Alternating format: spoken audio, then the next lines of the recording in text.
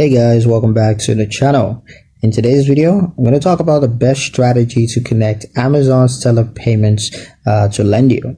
Now, the best way to do this is to integrate your seller accounts so that payouts, fees, and adjustments are all tracked automatically.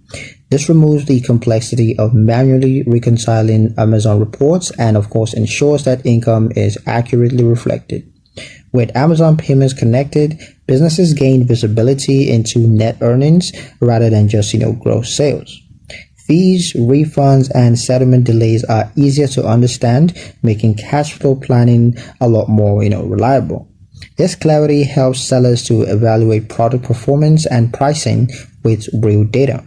By consolidating Amazon seller payments in Lendio, e-commerce businesses can monitor revenue alongside income streams. This unified view simplifies reporting. It also improves financial accuracy and supports better decisions as sales volume grows. But yeah, that's pretty much it for the video, guys. Hope you liked it. Hope you found the information here useful enough.